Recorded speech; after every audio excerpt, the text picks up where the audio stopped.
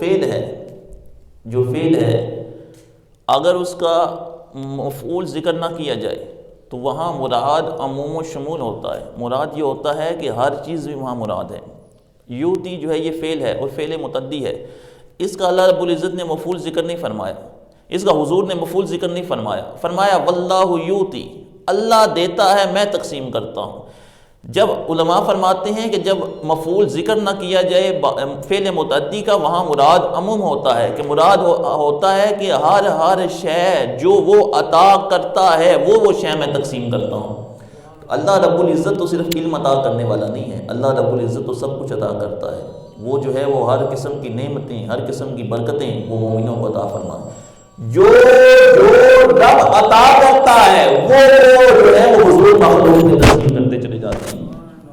حضور مخلوق میں وہ تقسیم کرتے چلے جاتے ہیں جو کچھ اللہ رب العزت جو ہے وہ عطا فرماتا ہے. اگر تم یہ کہو کہ اللہ عز و جل جو ہے وہ صرف علم ہی عطا کرتا ہے تو پھر جو ہے وہ تم معاذ اللہ کی توہین کر رہے ہو, کہ اس کی عطا کو صرف علم کے ساتھ مقید کر رہے ہو کہ وہ صرف علم ہی عطا کرتا ہے, اس کے علاوہ کوئی شے عطا نہیں کرتا. تو ہم کہیں گے کہ حضور بھی صرف علم ہی تقسیم کرتے ہیں. اور جب ایک شے کی تقسیم جو ہے وہ ثابت ہو جائے تو دوسری شے کی تقسیم جو ہے وہ اس کا منع ثابت ہونا یہ کسی دلیل کے ساتھ ہی ہونا چاہیے. بہرحال اللہ کے محبوب علیہ السلام نے ارشاد فرمایا کہ میں تقسیم کرنے والا ہوں, رب عطا کرنے والا ہے. اور حضور علیہ السلام نے ترمذی شریف کے اندر روایت موجود ہے, اللہ کے محبوب علیہ السلام نے ارشاد فرمایا, مشکات میں بھی یہ روایت موجود ہے, حضور نے فرمایا طالب العلم تبسط له الملائکۃ اجنحتها رداء بما یطلب. فرمایا طالب علم کے کام سے راضی ہو کر فرشتے اس کے نیچے اپنے پر بچھا دیتے ہیں.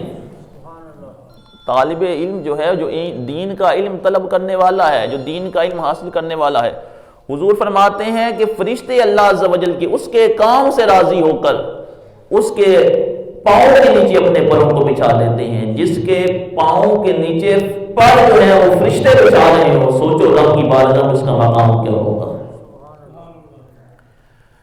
لیکن اسے پاک میں آتا ہے ان العالم یستغفر له من فی السماوات ومن فی الارض.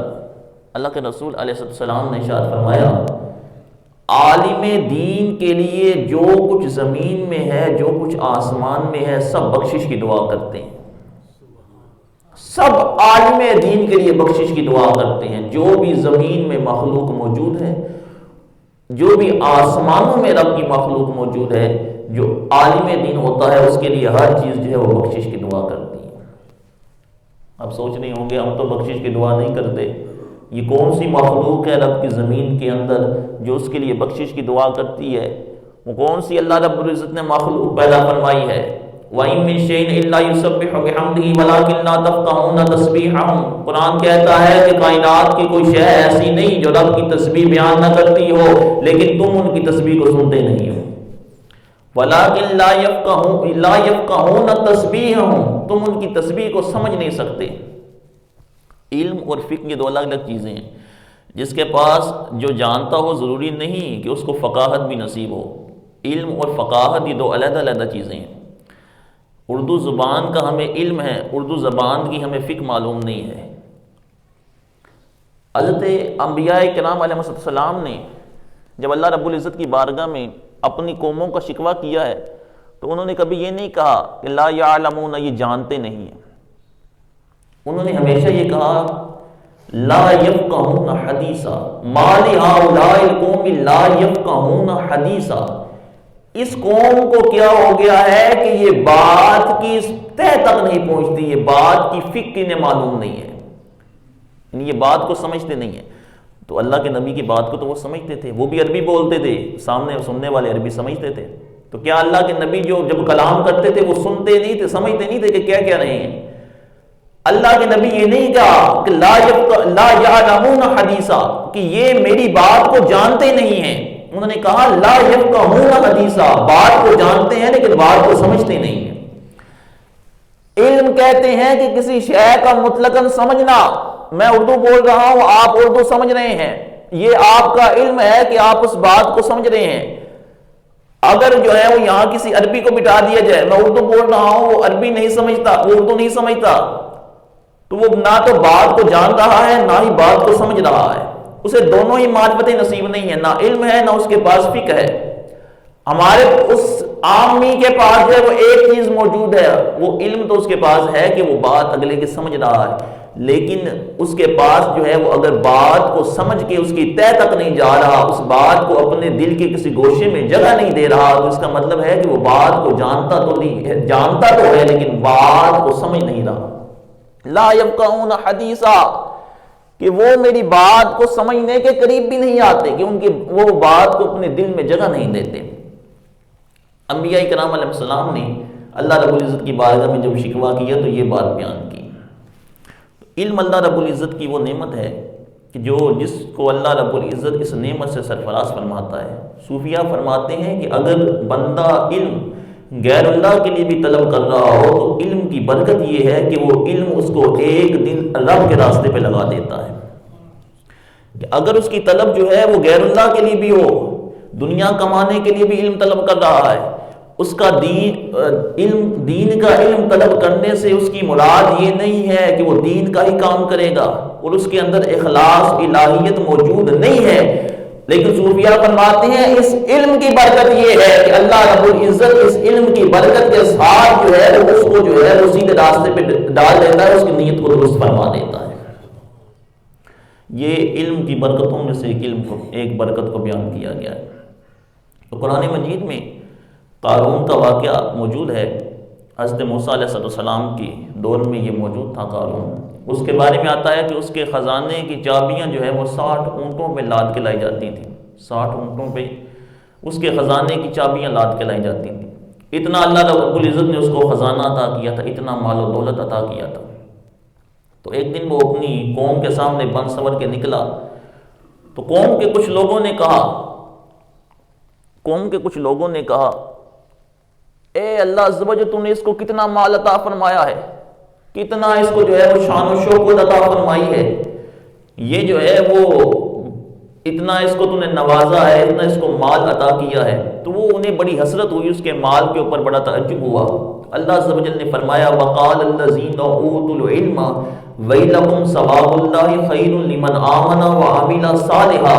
اللہ رب العزت فرماتا ہے جب ان لوگوں نے یہ کلام کیا نا، قارون کے خزانے اس کے مال پہ تعجب کا اظہار کیا، تو ان لوگوں نے جن کو رب نے علم عطا کیا تھا انہوں نے کہا تمہیں کیا ہو گیا ہے، رب کا جو خزانہ ہے وہ اس خزانے سے بہت بڑا ہے۔ جو رب کی بارگاہ میں جو ثواب ہے، جو اس کا اجر ہے، وہ اس کا اجر جو ہے وہ اس کے خزانے کے سامنے جو ہے وہ بہت بڑا ہے۔ یہ اس کا خزانہ کوئی حیثیت نہیں رکھتا۔ وَإِلَّكُمْ ثَوَابُ اللَّهِ خَيْرٌ لِمَنْ آمَنَ وَعَمِلَ صَالِحًا، وہ کس کے لیے ہے؟ اسی کے لیے ہے جو ایمان لایا اور نیک اعمال کی۔ وَلَا يُلَقَّىٰ إِلَّا الصَّابِرُونَ فَخَسَفْنَا بِهِ وَبِدَارِ الْأَرْضِ فَمَا كَانَ لَهُ مِنْ فِئَةٍ يَنْصُرُونَهُ مِنْ دُونِ اللَّهِ وَمَا كَانَ مِنَ الْمُنتَصِرِينَ۔ جب جو ہے وہ قارون کو غرق کیا گیا، زمین کے اندر دھنسایا گیا، تو اس وقت ان کو اس بات کی حقیقت معلوم ہوئی کہ یہ خزانہ جو ہے وہ جب قارون کو حضرت موسیٰ علیہ السلام نے زمین کو حکم دیا اس قارون کو جو ہے وہ اپنے اندر لے، جب اس کو اندر لیا تو بعض لوگوں نے کہا کہ موسیٰ نے قارون کا مال چاہنے کے لیے اس کو زمین میں دھنسایا ہے، تو آپ نے حکم فرمایا مال کو کہ اس کا مال بھی لے کے زمین میں دھنسا دے، تو زمین نے اس کا مال بھی اندر قبض کر لیا، اس کا سارا مال بھی اندر ڈوب گیا۔ یہ بتا دیا کہ جس طرح جو ہے وہ یہ قارون مٹ جانے والا ہے، اس کا خزانہ مٹ جانے والا ہے، لیکن انسان کا علم، انسان کا تقوی، اس کا اعمال صالحہ یہ قیامت تک باقی رہنے والے ہیں۔ وَقَالَ الَّذِينَ أُوتُوا الْعِلْمَ، ان لوگوں نے کہا جن کو علم دیا گیا۔ یہاں بھی اللہ رب العزت نے علم والوں کی تعریف فرمائی۔ نادان کیا کہہ رہے تھے؟ واہ جی واہ، سبحان اللہ، رب نے کتنا خزانہ عطا کیا ہے، ہمیں بھی رب جو ہے وہ ایسے خزانے عطا کر دے۔ وہ تعجب کا اظہار کر رہے ہیں، لیکن علم والوں کو تعجب کا اظہار نہیں ہوا۔ اس کا مطلب یہ ہے کہ جن کے پاس علم ہوتا ہے وہ مالداروں کی مالداری پہ تعجب نہیں کرتے۔ جن کو رب علم عطا کرتا ہے وہ بڑے لوگوں کے، جو دنیا داروں کے بڑے مراتب کے اوپر ان کو تعجب نہیں ہوتا، وہ اس کے اوپر تعجب کا اظہار نہیں کرنے والے ہوتے، وہ یہ کہنے والے ہوتے ہیں وَإِلَّكُمْ ثَوَابُ اللَّهِ خَيْرٌ لِمَنْ آمَنَ وَعَمِلَ صَالِحًا، تمہیں کیا ہو گیا ہے، رب کا ثواب اس سے بہت بڑا ہے۔ رب کا جو اجر ہے وہ اس سے بہت بڑا ہے۔ حدیث پاک میں آتا ہے اللہ کے محبوب علیہ السلام نے ارشاد فرمایا وَإِنَّ الْعَالِمَ يَسْتَغْفِرُ لَهُ مَنْ فِي السَّمَاءِ وَمَنْ فِي الْأَرْضِ حَتَّى الْحِيتَانِ فِي جَوْفِ الْمَاءِ۔ حضور فرماتے ہیں کہ عالم کے لیے سمندر میں مچھلیاں بھی استغفار کرتی ہیں۔ وَإِنَّ فَضْلَ الْعَالِمِ عَلَى الْعَابِدِ كَفَضْلِ الْقَمَرِ عَلَى سَائِرِ الْكَوَاكِبِ۔ حضور فرماتے ہیں کہ عالم دین کی عبادت گزار پر، عبادت کرنے والے پر، عالم دین کی کسی جاہل پہ نہیں۔ وَإِنَّ فَضْلَ الْعَالِمِ عَلَى الْجَاهِلِ نہیں فرمایا، وَإِنَّ فَضْلَ الْعَالِمِ عَلَى الْعَابِدِ، عالم دین کی فضیلت اس پر جو عبادت کرنے والا ہے، ریاضت کرنے والا ہے، جو عبادت اور ریاضت کر کے رب کو راضی کرنے والا ہے۔ فرمایا عالم دین کی اس پر فضیلت ایسی ہے جیسے چودھویں کے چاند کی ساری ستاروں کی فضیلت ہوتی ہے۔ جب چاند چڑھا ہوا ہو نا تو جو ستارے اس کے سامنے مان پڑ جاتے ہیں نا، اور اس چاند کی ایک علیحدہ شان و شوکت ہوتی ہے، اس کا ایک علیحدہ مقام اور رتبہ ہوتا ہے، وہ چمک رہا ہوتا ہے۔ کفضل القمر علی سائر الکواکب۔ محدثین نے یہ بیان فرمایا کہ اللہ کے محبوب علیہ السلام نے یہ بیان فرمایا کہ عالم دین کی فضیلت جو ہے وہ چاند کی طرح ہے۔ محدثین فرماتے ہیں کہ حضور نے عالم دین کو چاند کے ساتھ اس وجہ سے تشبیہ دی کہ جو چاند ہے یہ سورج سے روشنی لینے والا ہے۔ چاند کیا کرنے والا ہے؟ سورج سے روشنی لینے۔ چاند کی اپنی تو روشنی ہوتی نہیں ہے، چاند سورج سے روشنی لیتا ہے، سورج سے روشنی لے کے رات کو چمکتا ہے، اور سارے لوگ جو ہیں وہ رات کو اس کی خوبصورتی کو دیکھتے ہیں، لیکن ہے اس کے پاس کچھ بھی نہیں۔ اس کی جو اپنی روشنی ہے وہ بالکل نہیں ہے، اور روشنی جو ہے وہ سورج سے ادھار لی ہوئی ہے۔ علماء فرماتے ہیں، محدثین فرماتے ہیں کہ جو چاند ہے، جو عالم دین ہے، اس کی بھی اپنی روشنی نہیں ہے، اس نے جو روشنی لی ہے وہ رسول اللہ کی بارگاہ سے لی ہے۔ وہ سورج سے فیض لے کر خود روشن ہو کر سارے کائنات کو چمکانے والا ہے، سارے کائنات کو جو ہے وہ روشنی عطا کرنے والا ہے۔ اس وجہ سے اللہ کے رسول نے فرمایا کہ جیسے چاند کی فضیلت سارے ستاروں پر ہے، میری امت کے عالم کی فضیلت جو ہے وہ ایسے ہی جو ہے وہ ساری امت کے اوپر ہے۔ وَإِنَّ فَضْلَ الْعَالِمِ عَلَى الْعَابِدِ كَفَضْلِ عَلَىٰ أَدْنَاكُمْ كَفَضْلِ عَلَىٰ أَدْنَىٰ رَجُلٍ مِّنْ أُمَّتِي۔ حدیث پاک میں فرمایا کہ عالم دین کی فضیلت عبادت گزار پر، عابد پر ایسی ہے۔ حضور نے صحابہ کو فرمایا کہ جیسی میری فضیلت تمہارے اوپر ہے، جیسے میری فضیلت تمہارے اوپر ہے، ایسے ہی عالم کی فضیلت عابد کے اوپر ہے، عبادت گزار پہ۔ ایک حدیث میں فرمایا کَفَضْلِ عَلَىٰ أَدْنَىٰ رَجُلٍ مِّنْ أُمَّتِي، عالم کی فضیلت عابد پر ایسی ہے جیسے میری فضیلت میرے کسی ادنا امتی پہ ہوتی ہے۔ اس کا معنی یہ نہیں ہے کہ عالم نبی بن گیا ہے، اس کا معنی یہ نہیں ہے کہ حضور نے عالم کو اپنے رتبے پہ بٹھا دیا ہے کہ عالم بھی وہی مقام ہے جو نبی کا مقام ہے۔ نہیں، یہ حضور نے جو ہے وہ صرف سمجھانے کے لیے، تمثیل مثال دے کر سمجھانے کے لیے بیان فرمایا ہے کہ جس طرح تمہارے دل میں جو ہے وہ نبی کا مقام اور رتبہ ہے، اور ایک امتی کے بارے میں تمہارا کیا سوچ ہے کہ ایک ادنا سا امتی ہو اور نبی کا مقام ہو، وہ تمہاری ایک سوچ کا زاویہ بنتا ہے کہ تم سمجھتے ہو کہ کتنا اللہ رب العزت نے ان دونوں کے رتبوں کے اندر بول، اور کتنا ان دونوں کے رتبوں کے اندر جو ہے وہ فرق بیان فرمایا ہے۔ فرمایا ایسے ہی سمجھ لو کہ اللہ رب العزت نے عابد اور عالم کے رتبے میں بھی بہت زیادہ فرق بیان فرما دیا ہے۔ وَإِنَّ فَضْلَ الْعَالِمِ عَلَى الْعَابِدِ كَفَضْلِ عَلَىٰ أَدْنَىٰ رَجُلٍ مِّنْ أُمَّتِي۔ حضور علیہ السلام نے ایک حدیث پاک میں اندر آتا ہے، حضور علیہ السلام نے مختلف لوگوں کے بارے میں، مختلف چیزوں کے بارے میں بیان فرمایا کہ ان کو دیکھنا عبادت ہے۔ اس میں ایک حدیث میں علامہ اسماعیل حقی نے روح البیان میں اس حدیث پاک کو نقل کیا ہے۔ حضور نے فرمایا النظر الی الکعبۃ المکرمہ عبادہ۔ حضور فرماتے ہیں کہ کعبے کو دیکھنا عبادت ہے۔ النظر الی وجہ الوالد عبادہ۔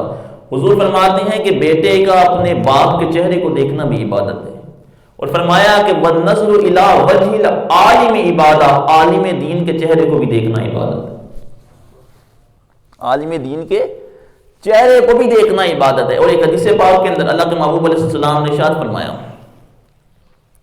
حضور علیہ السلام جو ہیں وہ مسجد میں تشریف لے کے آئے، دو حلقے لگے ہوئے تھے۔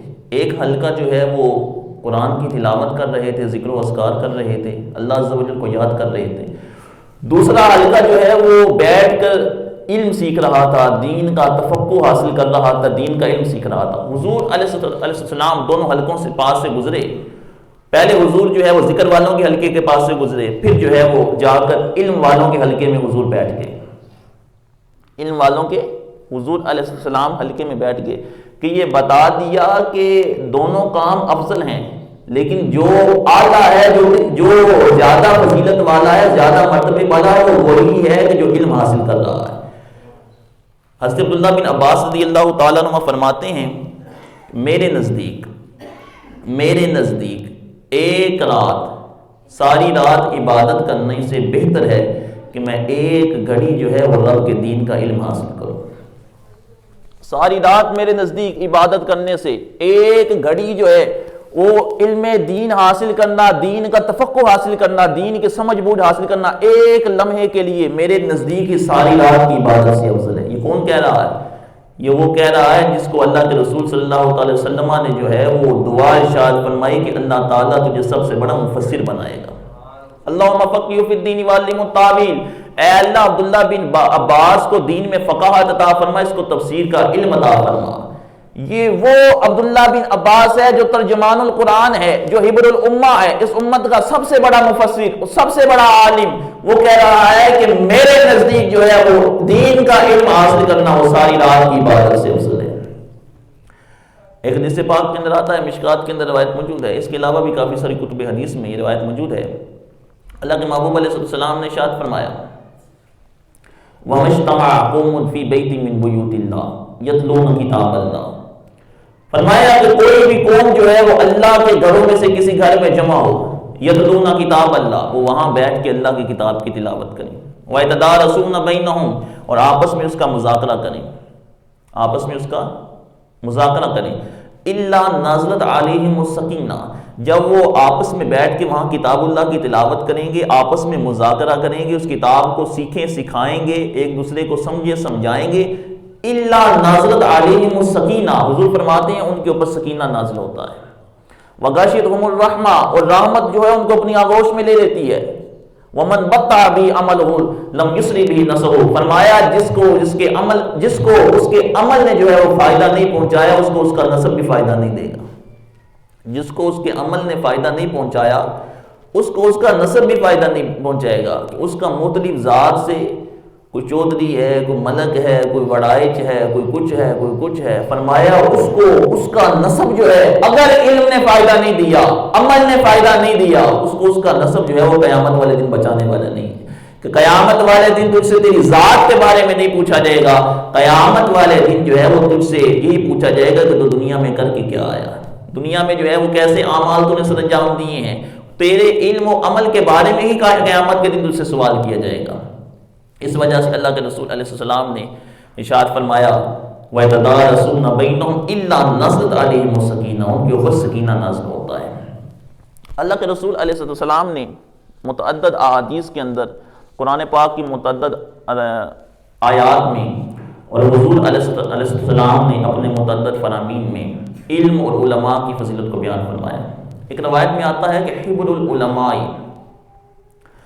حضور فرماتے ہیں کہ وزن حبر العلماء علی دم الشہداء فرجح علیہ، حضور فرماتے ہیں کہ بروز قیامت علماء کرام کے قلموں کی سیاہی کو شہداء کرام کے خون کے ساتھ تولا جائے گا، جو شہید ہیں ان کا خون ہوگا ایک جگہ پہ، اور دوسری جگہ پہ عالم دین کے قلم کی سیاہی ہوگی۔ حضور فرماتے ہیں فرجح علیہ، جب عالم دین کے قلم کی جو سیاہی ہے اس کو شہیدوں کے خون کے ساتھ تولا جائے گا تو علماء کے قلموں کی سیاہی جو ہے وہ شہیدوں کے خون سے بھی بھاری پڑ جائے گی، اس کا وزن اس سے زیادہ ہو جائے گا، کہ شہادت اللہ رب العزت کی بارگاہ میں اگرچہ بہت اعلیٰ مقام ہے، لیکن اللہ رب العزت نے جن کو جو ہے وہ حضور نے اپنا وارث قرار دیا ہے ان کا مقام جو ہے وہ شہداء سے بھی افضل ہے۔ بخاری شریف کے اندر روایت موجود ہے، اللہ کے محبوب علیہ السلام نے ارشاد فرمایا العلماء ورثۃ الانبیاء، حضور فرماتے ہیں علماء نبیوں کے وارث ہیں۔ کس کے وارث ہیں؟ نبیوں کی تو جائیداد نہیں ہوتی، ان کی تو وراثت جاری ہی نہیں ہوتی، تو نبیوں کے وارث کیسے ہو گئے؟ حضور کی وراثت تو حضور کی اولاد کو نہیں ملی، نبیوں کی وراثت جو ہے وہ علماء کو کیسے مل جائے گی؟ حضور نے خود ہی بیان فرمایا العلماء ورثۃ الانبیاء لأن الانبیاء لم یورثوا دینارا ولا درہما ولکن یورثوا العلم. حضور نے فرمایا نبی جو ہے وہ درہم و دینار نہیں چھوڑتے جس کا وارث بنا کے جائیں، فرمایا وہ علم چھوڑ کے جاتے ہیں جس کو اس میں سے کافی حصہ ملا، اس کو نبیوں کی وراثت میں سے حصہ ملا. جس کو علم میں سے حصہ ملا اس کو نبیوں کی وراثت میں سے حصہ ملا، کیونکہ نبیوں کی وراثت جو ہے وہ درہم و دینار نہیں. العلماء کے اندر جو الف لام ہے استغراقی ہے، یعنی حضور نے فرمایا کہ ہر عالم ہی نبیوں کا وارث ہے. یہ نہیں بیان فرمایا کہ کس درجے کا عالم ہو، چھوٹا عالم ہو، بڑا عالم ہو یا اس سے بڑا ہو، مفتی اعظم ہو یا مفتی اعظم پاکستان ہو یا ہند ہو یا فلاں جگہ کا ہو یا محدث ہو، مفسر ہو. حضور نے فرمایا عالم دین ہو وہ میرا وارث ہے، عالم دین ہو وہ میرا وارث ہے. اور قرآن نے ان کی جو ہے وہ 3 کیٹیگریاں بیان فرما دی. وَأَوْرَثْنَا الْكِتَابَ الَّذِينَ اصْطَفَيْنَا مِنْ عِبَادِنَا فَمِنْهُمْ ظَالِمٌ لِنَفْسِهِ وَمِنْهُمْ مُقْتَصِدٌ وَمِنْهُمْ سَابِقٌ بِالْخَيْرَاتِ بِإِذْنِ اللَّهِ. فرمایا ہم نے اس کتاب کا یعنی قرآن کا وارث قرار دیا ہے اپنے چنے ہوئے بندوں کو، اپنے چنے ہوئے بندوں کو. کون ہے وہ چنے ہوئے بندے؟ فرمایا وہ فَمِنْهُمْ ظَالِمٌ لِنَفْسِهِ، وہ میرے چنے ہوئے بندوں میں سے کچھ ایسے ہیں جو اپنی جانوں کے اوپر ظلم کرنے والے ہیں. وَمِنْهُمْ مُقْتَصِدٌ، اور کچھ ایسے ہیں جو درمیانے طبقے کے ہیں، جو اپنی جانوں پہ نہ تو ظلم کرتے ہیں نہ ہی نیکیوں میں بہت آگے بڑھے ہوئے ہیں. وَمِنْهُمْ سَابِقٌ بِالْخَيْرَاتِ بِإِذْنِ اللَّهِ، اور کچھ ایسے ہیں وہ جو اللہ کے حکم سے نیکیوں میں سب سے زیادہ سبقت لے جانے والے ہیں. فرمایا میں نے ان تینوں کو جو ہے وہ اپنی کتاب یعنی قرآن کا وارث قرار دیا ہے. جس کو رب جو ہے وہ اپنے قرآن کا وارث قرار دے، اپنی جو ہے وہ کتاب کا وارث قرار دے، سوچیں اس کا اللہ رب العزت کی بارگاہ میں مقام کیا ہوگا. آج ہمارے معاشرے کی کیا حالت ہے، تھوڑا سا ادھر بھی توجہ دینی چاہیے. ہمارے معاشرے میں علم دین سیکھنا، دین کا طالب علم سمجھ بننا اور دین کے رستے پہ چل کے جو ہے وہ اپنی اولاد کو یا خود عالم دین بن جانے والے کو لوگ یہ سمجھتے ہیں کہ شاید یہ بندہ جو ہے وہ اس کا معاشرے سے تعلق کٹ گیا ہے اور یہ معاشرے سے ٹوٹ گیا ہے اور یہ ان لوگوں کی کیٹیگری میں چلا گیا ہے کہ جو اپنی علیحدہ دنیا بسائیں گے، ان کے علیحدہ ہی قسم کے معاملات ہوں گے، علیحدہ ہی قسم کے وہ لوگ ہوں گے. اللہ رب العزت نے جو ہے وہ جن کے ساتھ جڑنے کو جو ہے وہ امت کے لیے لازم قرار دے دیا. آج امت نے سب سے زیادہ ان سے ہی اپنا تعلق توڑ لیا ہے. کوئی شرابی ہو، کبابی ہو، کوئی چوری ہو، کوئی زانی ہو، کوئی ہر قسم کا بندہ جو ہے وہ اس کے ساتھ جو ہے وہ اس کو رہنا، اس کے ساتھ جو ہے وہ کلام کرنا یا اس کے پاس بیٹھنا وہ پسند کرے گا. لیکن آج امت کا حال یہ ہے کہ جب ان کو پتہ لگ جاتا ہے کہ یہ بندہ عالم دین ہے، دین کو جاننے والا ہے، یہ دین سنائے گا، دین کے راستے پہ چلنے کی دعوت دے گا، لوگ اس سے بھاگتے ہیں، لوگ اس سے دور ہونے کی کوشش کرتے ہیں. نہیں اس سے بچ کے رہو، اس سے دور ہونے کی کوشش کرتے ہیں. یہی وجہ ہے کہ آج امت جو ہے اس کے اندر اتنا فتنہ پھیل گیا ہے. اللہ کے محبوب علیہ السلام نے تو اس کے بارے میں پہلے ہی بتا دیا تھا. فرمایا سیاتی زمان علی امت یفرون من العلماء والفقہاء، فرمایا میری امت پہ ایک زمانہ آئے گا لوگ علماء سے بھاگیں گے، فقہاء سے بھاگیں گے. فیبتلیہم اللہ ثلاث بلیات، فرمایا جب وہ لوگ یہ کام کرنے لگیں گے اللہ 3 آزمائشوں کے اندر ان کو مبتلا فرما دے گا، 3 مصیبتیں ان کے اوپر نازل فرمائے گا. فرمایا یرفع البرکۃ من کسبہم، فرمایا سب سے پہلی مصیبت ان کے اوپر یہ نازل فرمائے گا ان کی روزی سے برکت کو اٹھا دے گا. کمائیں گے ضرور لیکن اس کمائی کے اندر برکت نہیں ہوگی. یرفع البرکۃ من کسبہم. اور دوسری فرمایا والثانیۃ یسلط اللہ علیہم سلطانا ظالما، فرمایا اللہ تعالیٰ ان کے اوپر ایک ایسے ظالم حکمران کو مسلط کر دے گا جو ان کے اوپر ظلم و ستم کرنے والا ہوگا. والثالثۃ یخرجون من الدنیا بغیر ایمان، فرمایا تیسری جو اللہ تعالیٰ مصیبت ان کے اوپر نازل فرمائے گا کہ ان میں سے بہت ایسے ہوں گے جو بغیر ایمان کے اس دنیا سے جائیں گے. یاتی علی الناس الصابر فی ملادینی کالقابض علی الجمر، اللہ کے محبوب علیہ السلام نے ارشاد فرمایا لوگوں پر ایسا زمانہ آئے گا کہ اپنے دین کے اوپر صبر کرنے والا ایسا ہوگا جیسے اپنے ہاتھ میں انگارہ اٹھانے والا. جیسے ہاتھ میں انگارہ اٹھانا جو ہے وہ بڑا مشکل کام ہوتا ہے، اور جیسے ہاتھ میں انگارہ اٹھانے والا شخص جو ہے صبر کر رہا ہوتا ہے، جو اپنے دین پہ چل رہا ہوگا، اپنے دین کے راستے کو اختیار کر کے استقامت کے ساتھ اس کے اوپر چل رہا ہوگا، وہ بھی ایسے ہی ہوگا جیسے ہاتھ میں انگارہ اٹھا کے کوئی شخص چل رہا ہے. ہاتھ میں انگارہ اٹھا کے کوئی شخص چل رہا ہے. اللہ رب العزت نے جب ان کی 3 کیٹیگریاں بیان کی تو یہ کہنا کہ یہ سارے جو ہیں وہ علماء سو ہیں اور ان میں کوئی خیر موجود نہیں ہے، وہ اللہ کے رسول علیہ السلام کی احادیث کے بھی منافی ہے، قرآن کے بھی منافی ہے۔ حضور نے جو ہے وہ ان برے لوگوں کی، ان برے علماء کی نشاندہی بیان فرما دی کہ جو لوگوں کو جو ہے وہ غلط راستے کے اوپر چلانے والے ہیں، جن کے اندر جو ہے وہ حرص ہے، لالچ ہے، اور جو ہے وہ امت کی صحیح راستے سے صحیح طریقے سے رہنمائی کرنے والے نہیں۔ اللہ کے رسول نے ان کو جو ہے وہ شرار علماء کا لقب دیا، فرمایا میری امت میں سب سے بدترین لوگ یہ ہیں، اور جو ہے امت کو سیدھے راستے کی ہدایت دینے والے ہیں۔ حضور علیہ السلام نے ان کو خیار العلماء کا لقب دیا، میری امت میں سب سے بہترین یہ لوگ ہیں۔ جب وہ اپنے کام کو درست طریقے سے ادا کر رہے ہیں تو ان کا اس کام کو درست طریقے سے ادا کرنا وہ دین کی تقویت کا باعث بن رہا ہے، وہ ساری امت میں سب سے بہتر ہے۔ اور اگر وہ جو ہے وہ بد راستے پہ چل پڑے ہیں اور ان جو ہے حرص، لالچ اور جو ہے وہ ان چیزوں کو انہوں نے اپنا دین بنا لیا ہے، حضور علیہ السلام نے ان کو سب سے بدترین قرار دیا کہ یہی لوگ امت میں فتنے اور فساد کا باعث بنیں گے۔ جب عام آدمی پھسلتا ہے تو وہ اکیلا ہی پھسلتا ہے یا 2-4 آدمی لے کے پھسلتا ہے، لیکن جب عالم دین پھسلتا ہے تو وہ ساتھ اپنے پورے معاشرے کو پھسلا دیتا ہے، وہ اپنے ساتھ پورے معاشرے کو تباہ کر دیتا ہے۔ آپ سوچتے ہی ہوں گے کہ ایک عالم دین جو ہے وہ کسی علاقے میں جاتا ہے، وہاں جا کے کام کرتا ہے، اگر وہ بد مذہب ہو چند سال کے اندر جو ہے وہ پورے علاقے کو بد مذہبیت میں مبتلا کر دیتا ہے، پورا علاقہ جو ہے اس سے بد مذہبیت کی صدائیں آتی ہیں، ہر شخص جو ہے وہ اللہ کے رسول علیہ السلام کی ذات پر اعتراض کر رہا ہوگا، اور ہر بندہ جو ہے دوسرا بندہ اس کے ذہن میں شکوک و شبہات پیدا ہو رہے ہوں گے۔ اور اگر جو ہے وہ ایسا عالم کہ جس کو رب تعالیٰ نے تقوی کا نور دیا ہے، اللہ عز و جل جس کو اپنا اچھا علم عطا فرمایا ہے، جب وہ کسی معاشرے میں علاقے میں جاتا ہے تو چند سالوں کے اندر جو ہے وہاں جو ہے وہ لوگوں کے دلوں میں جو ہے وہ اسلام کی محبت بھی بڑھنا شروع ہو جاتی ہے، اللہ کے رسول کی ذات بھی محبت بھی بڑھنا شروع ہو جاتی ہے۔ وہ جا کے لوگوں کو وہی تعلیم دیتا ہے کہ جو اللہ کے رسول علیہ السلام کی تعلیم ہے۔ اللہ رب العزت نے اس 3 کیٹیگریوں کے لوگوں کو ذکر فرما کے بیان فرما دیا کہ یہ تینوں میری کتاب کے وارث ہیں، تینوں کو اپنی کتاب کا وارث بیان فرما دیا۔ ہمیں بھی چاہیے کہ ہم دین کا علم حاصل کریں۔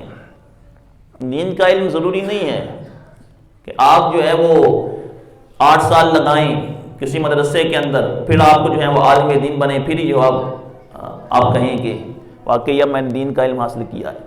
دین کا علم ہر مسلمان کے اوپر سیکھنا فرض ہے۔ دین کا علم جہاں سے سیکھ سکتے ہو وہاں سے سیکھو، یعنی جس طریقے سے دین کا علم تمہارے لیے ممکن ہے کہ تم دین کے علم کو سیکھو، اس کو سیکھنے کی کوشش کرو۔ آج جو ہے وہ دنیاوی طور پر جو ہے وہ کتنے کورس کرتے ہیں، کیا کچھ معاملات کرتے ہیں، اگر جو ہے وہ ان چیزوں کو وقت دیا جا سکتا ہے تو اللہ کے رسول صلی اللہ علیہ وسلم کے دین کو بھی وقت دینا وہ ہمارے لیے سب سے زیادہ اہم فریضہ ہے، وہ فرض ہے ہمارے اوپر، یہ فرض نہیں ہے، لازم نہیں ہے۔ اللہ عز و جل ہم سب کو جو ہے وہ دین کا علم حاصل کرنے کی توفیق عطا فرمائے، آمین بجاہ النبی امین صلی اللہ علیہ وسلم۔